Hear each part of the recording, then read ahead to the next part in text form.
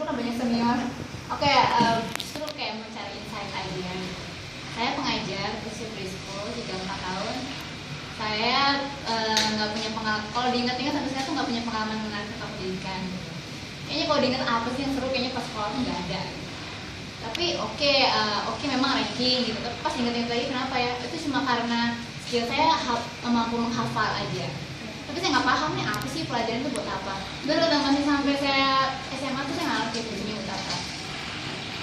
Katakanlah sekarang rumus-rumus juga udah apa lah, udah nggak tahu fungsinya buat apa, nggak diterapin juga, ya udah lebay gitu kan. Sampai kuliah itu baru saya dibukakan gitu, sebenarnya sih yang dipelajari itu buat apa sih gitu.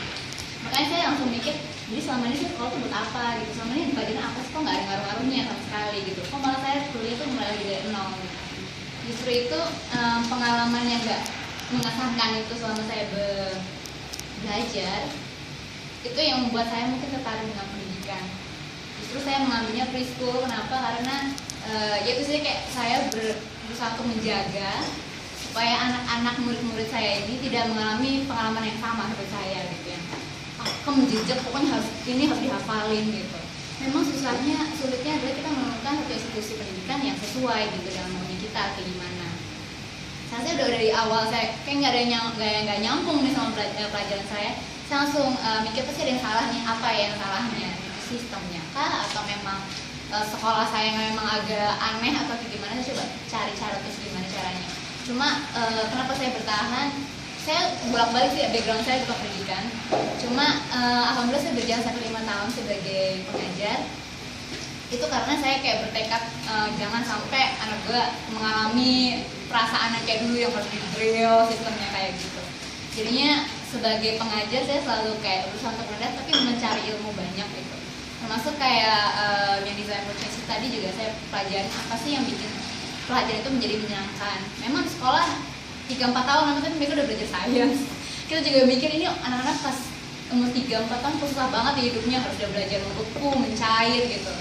Atau mungkin generasinya memang beda gitu kan. Tapi kita harus menyesuaikan. Tapi sistemnya balik lagi kembali kepada pengajarnya sih, maunya seperti apa dibentuknya.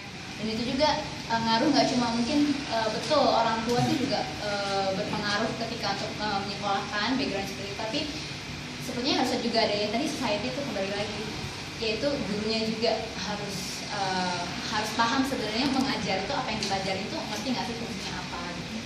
Jadinya sejak itulah saya mencoba cari juga institusi apa yang saya supaya bisa belajar banyak juga dan bisa share juga. Memang nggak mengubah, saya nggak mungkin bukan pemberontak lah istilahnya, cuma sedikitnya bisa membuat perubahan.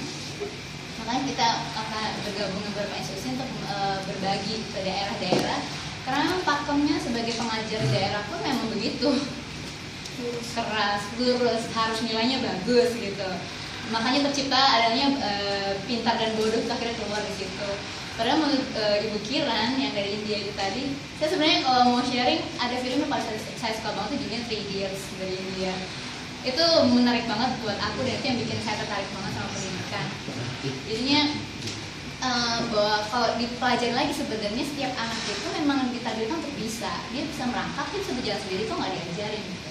Tapi kenapa ketika masuk institusi langsung keluar kata-kata kamu nggak bisa sih gitu, bodoh banget sih gitu. Itu kan ketika kita masuk ke sekolah keluar kata-kata itu aneh gitu, that's weird gitu kan. Jadinya itu yang harus yang dijaga gitu kan, bahwa institusi sekolah itu bukan seharusnya jadi kayak apa ya, jadi kayak bikin batasan-batasan sendiri gitu. Sedangkan anak-anak ini kan berkembang terus mau dengan apa maunya dia gitu.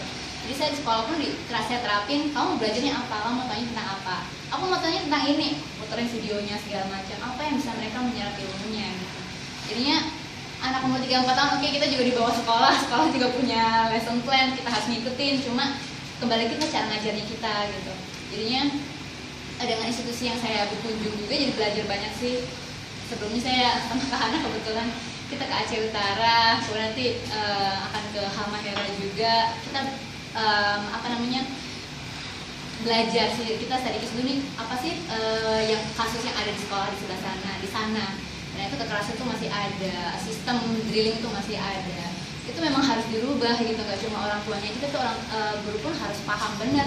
Sebenarnya perlu nggak sih sistem yang seperti itu gitu untuk mengajarkan, untuk menyampaikan informasi ke murid-muridnya gitu. Jadinya pelajarin ya, ini juga bukan karena kita ahli, justru kita belajar banyak banget apa sih caranya yang bisa untuk mengubah sistem atau pakem itu dari si pengajarnya sendiri, kasih pemahaman buat mereka, kasih inspirasi, khususnya buat yang desain voucher itu juga lagi kita coba kenalkan juga ke guru-guru pengajarnya bahwa ada loh sistem pendidikan yang menyenangkan buat anak-anak gitu, bahwa nggak perlu kok sistem drilling seperti itu, karena kita fungsinya bukan nilai 100 atau 90 atau dapat beasiswa atau enggak, tapi gimana caranya mereka berfungsi di masyarakat gitu loh, punya peran sendiri, tapi yang nggak cuma aku ranking 1 gitu, enggak, cuma perannya dia adalah membantu bisa berperan berada di tengah-tengah masyarakat, survive lah, bisa membantu mereka, itu sih fokusnya gitu. Jadinya karena saya kurang lebihnya setuju ya dengan, dan itu bisa diterapin di umur 2, 3, 4 tahun sudah bisa dikenalkan.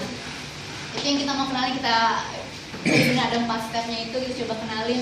Kalau mana aja di Indonesia yang udah mencoba, kita share lagi nih ke guru-guru yang di pelosok-pelosok ini, sehingga pemahaman itu kita harapkan kita sih mereka jadi satu, sehingga pakem itu sedikitnya mereka agak open minded lah sama pendidikan yang ada di Indonesia saat ini. Kalau mereka terus kayak begitu caranya, ya pendidikan Indonesia kan gitu-gitu aja, sistemnya mulai 100 nilai 100 udah gitu.